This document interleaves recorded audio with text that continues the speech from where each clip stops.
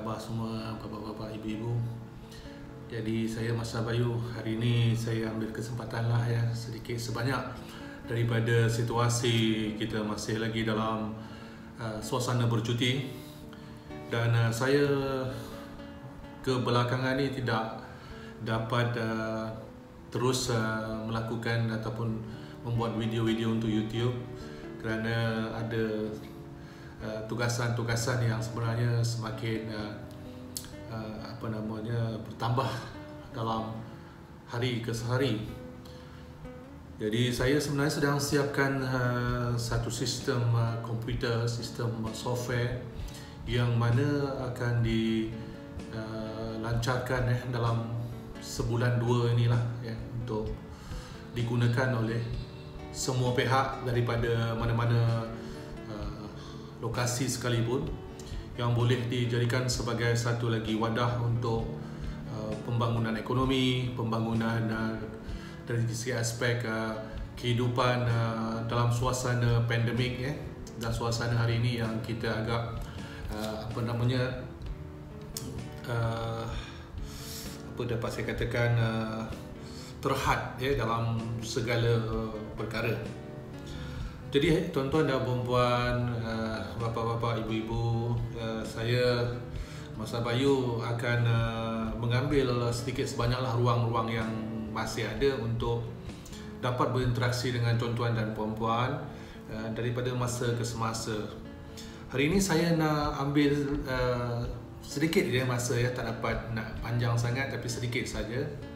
Ya, ini tentang satu perkara yang sangat penting di dalam hidup kita bila berbalik kepada persoalan akhir zaman, iaitu apa yang boleh kita fahami dan boleh kita laksanakan dalam hidup kita dalam saat yang penuh dengan gelombang-gelombang fitnah ya, gelombang-gelombang semasa dalam aspek sosial dan aspek ekonomi ya, yang serba-serbi penuh dengan persoalan-persoalan yang perlu kita fahami. Kerana apa yang berlaku dalam saat ini tuan-tuan dan puan-puan, kita berada dalam satu zaman yang tidak boleh kita nafikan lagi. Dan saya melihat begitu banyak situasi semasa yang berbalik kepada persoalan individu, sama ada mereka dapat menempuhi dengan berbalik kepada realiti, yakni berbalik kepada Al-Quran dan Sunnah Nabi, ataupun kita hanya sekadar mengikuti faktor semasa. Faktor semasa maksudnya dominant factor, golongan-golongan yang dominan. Jadi saya nak ceritakan kepada tuan-tuan dan puan-puan ada 4 perkara yang penting yang kita kena ambil kira dalam saat kita menghadapi suasana pada hari ini. Pertama sekali, sebagaimana yang selalu saya jelaskan, kita tidak boleh membuat keputusan berdasarkan kepada rasa, berdasarkan kepada suara ramai ataupun berdasarkan kepada individu yang lain. Kerana kita harus membuat keputusan itu berdasarkan kepada fakta. Itu tidak boleh tidak ya tuan-tuan dan puan-puan. Fakta haruslah kita pegang. Sumber rujukan yang berulang-ulang kali yang saya telah sampaikan, kembalikan semula kepada Al-Quran. Itu tidak boleh kita nafikan langsung. Kerana itu yang akan menentukan persoalan ataupun kedepannya nanti bagaimanakah corak atau pola hidup kita. Maka pertama sekali kita kena ada fakta. Fakta itu kembalikan kepada Al-Quran yang sebagaimana yang telah saya jelaskan daripada awal. Yang keduanya, apa juga suasana, apa juga situasi, saya terangkan lagi, merumuskan lagi yang sebelum-sebelum ni, kita tidak boleh mempercayai kepada sesiapa dalam saat ini. Apa juga statusnya, apa juga situasinya, tapis lebih dulu. Tapis dengan diri sendiri, kapasiti diri kita, kemampuan yang kita miliki. Jangan kita menilai kapasiti orang lain atas perkara yang kita nak lakukan. Kerana apabila kita melihat sesuatu perkara pada pihak lain boleh buat, boleh mereka laksanakan, jadi kita ambil itu sebagai satu jawapan bagi diri sendiri. Ini perkara yang akan menyebabkan kita mengalami kesukaran di dalam hidup tuan-tuan dan puan-puan. Kerana kita tidak mengukur pada baju itu pada tubuh badan kita sendiri. Dalam arti kata lain, kita tidak melakukan analisa khusus kepada diri sendiri. Jika itu berlaku, maka kita telah menzalimi diri kita sendiri. Jadi perkara yang kedua, apa juga yang kita nak buat di akhir zaman ini, pastikan dia berbalik kepada kapasiti kita. Ya, pertama tadi saya dah katakan tentang ada fakta. Yang kedua, balik pada diri sendiri. Jangan kita ambil pada situasi orang lain. Macam mana benar sekalipun pihak yang lain ataupun kita lihat mereka tu berjaya dengan apa yang mereka lakukan, itu adalah sebagai satu motivasi, sebagai satu contoh yang boleh kita lihat bahawa dia berjaya. Dia berjaya dengan usaha dia. Tetapi jangan kita meletakkan kejayaan beliau atau sesiapa sekalipun pada diri sendiri dan itu dijadikan sebagai satu skala untuk diri sendiri. Itu akan gagalkan kita, ya tuan-tuan dan puan. Kita kena melihat itu sebagai satu rujukan, sebagai satu cerminan, tetapi kita harus menilai juga pada diri sendiri. Untuk perkara yang kedua, jangan ambil penilaian pada pihak yang lain. Yang ketiganya pula, tuan-tuan dan puan, apa juga yang kita lakukan dalam hidup kita dalam akhir zaman ini, pastikan berpijak bumi nyata. Jangan kita melihat atau memikirkan sesuatu itu yang jauh daripada jangkauan kita. Apa yang kita nak buat, apa yang kita nak lakukan, berpijak di bumi yang nyata. Dalam arti kata lain, ada tangible factornya, ada sesuatu yang boleh dipegang, benda yang boleh dilihat secara fizikal, bukan sesuatu yang dibayangkan, yang dilihat dalam aspek pemikiran atau perasaan dan sebagainya. Ia harus kembali kepada fakta. Kita adalah manusia yang mempunyai jasad, mempunyai sifat, mempunyai keperluan fizikal. Maka yang ketiga, kita mesti memastikan setiap perkara yang kita lakukan itu berpijak pada bumi nyata. Tak boleh kita ambil sesuatu itu atas dasar, ini adalah akan kita rancang untuk kita lakukan dan ini adalah sesuatu yang akan berlaku pada masa depan berdasarkan kepada suatu bayangan yang saya perolehi. Itu haruslah kita tetapikan dari segi aspek pelaksanaan hidup. Kena ambil berdasarkan benda yang nyata, fakta, reality. Tidak boleh kita ambil sesuatu yang berdasarkan kepada suatu bentuk bayangan ataupun fantasi. Itu yang ketiga, ya tuan-tuan dan puan. Maka yang keempat adalah sesuatu ataupun apa juga yang kita lakukan di atas muka bumi ini mesti kesan dia balik kepada kita. Jangan kita melihat kesan itu pada orang lain. Apa yang kita lakukan, apa yang ingin kita kerjakan, apa yang akan kita laksanakan, akhirnya balik pada diri sendiri. Jadi jangan kita menilai pada orang lain. Kerana itulah tuan-tuan dan puan-puan, accountability ataupun segala perkara dipertanggungjawabkan bagi diri kita. Jangan kita melihat pada tanggungjawab orang lain. Jangan kita melihat bahawa tugasan itu tugasan orang lain, tetapi setiap perkara yang berbalik kepada diri sendiri adalah tanggungjawab kita, adalah tugasan kita, adalah atas perkara yang kita akan terima balasannya, baik atau buruk atas diri sendiri. Maka apa yang kita lakukan dalam hidup kita, jangan salahkan pihak lain.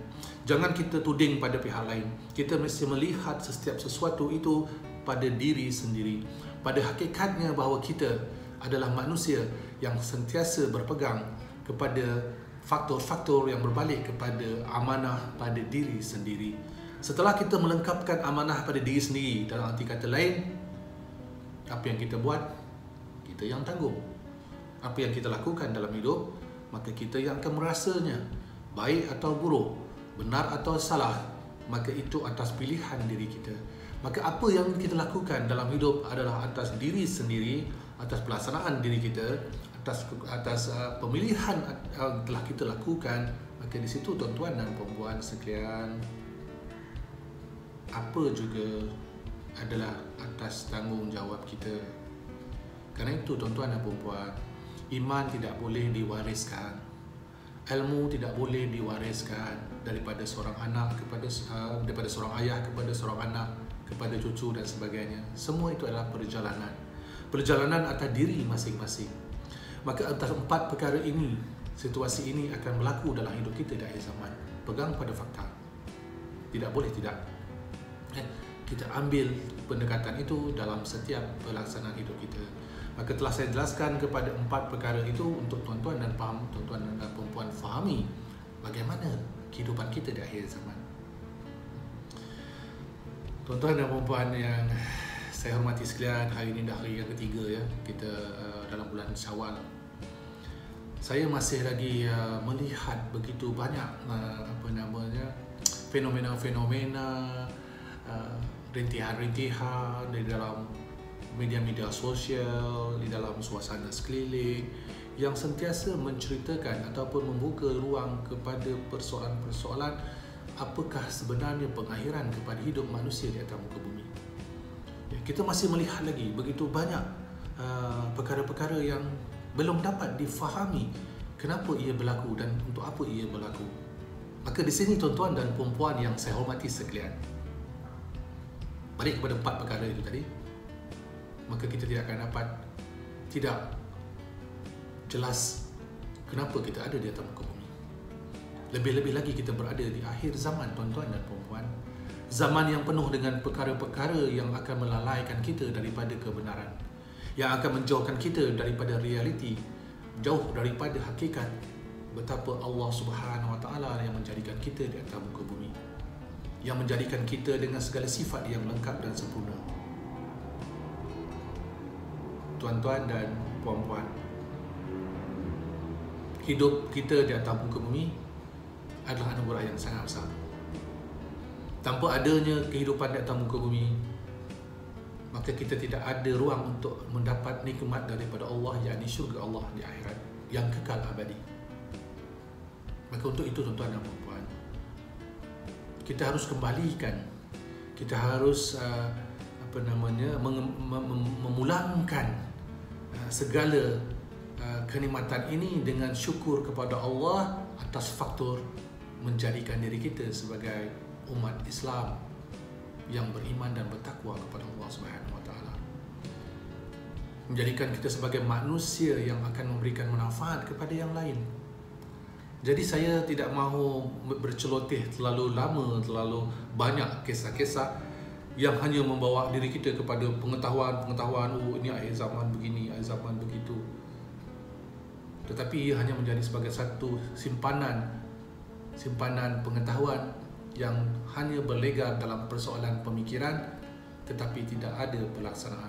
Kita tidak mahu begitu ya tuan-tuan dan puan-puan. Apa yang ingin saya sampaikan kepada tuan-tuan dan puan-puan biarlah ringkas tetapi ia jelas. Apakah jelasnya di sini? Ya, ini apa yang kita ketahui boleh kita laksanakan. Ada caranya, ada kaedahnya, ada situasi, ada hukumnya yang perlu kita fahami. Maka di sinilah Masa Bayu berkongsi dengan tuan-tuan dan puan-puan setiap sesuatu perkara, setiap sesuatu situasi yang ada di dalam kehidupan kita sebenarnya adalah berbalik kepada 4 perkara yang telah saya nyatakan tadi. Walaupun begitu banyak sekali perkara-perkara yang kita lihat bertentang di sekeliling kita pada hari ini, tuan-tuan dan puan-puan, ingatlah segala-galanya bermula dengan keadaan yang harmoni dan dia harus kembali kepada keadaan yang harmoni. Kacau bilau itu di antara perjalanan awal dan perjalanan akhir. Yang memilih kacau bilau adalah mereka yang menolak atas faktor yang 4 yang saya nyatakan tadi. Lahir kita di atas muka bumi dengan tangisan kedua ibu bapa, dan tangisan kita menangis, lahir-lahir saja kita menangis terlebih dahulu.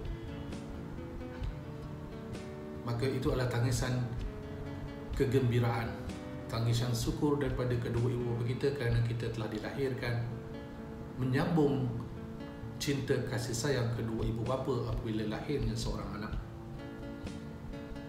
Apabila kita kembali kepada Allah, tangisan yang seterusnya akan sampai mereka yang terpisah daripada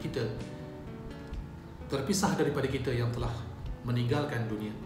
Tetapi tangisan yang jelas kita bertemu kegembiraan, bertemu dengan Allah untuk berada di dalam syurga Allah yang kekal abadi.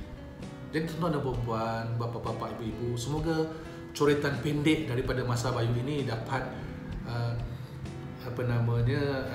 menghilangkan kerinduan kita untuk berdiskusi sebagaimana selalu. Sebelum ni setiap hari saya sentiasa ada sahaja kisah-kisah dikongsikan, tetapi kebelakangan ini saya agak jarang berada di dalam YouTube.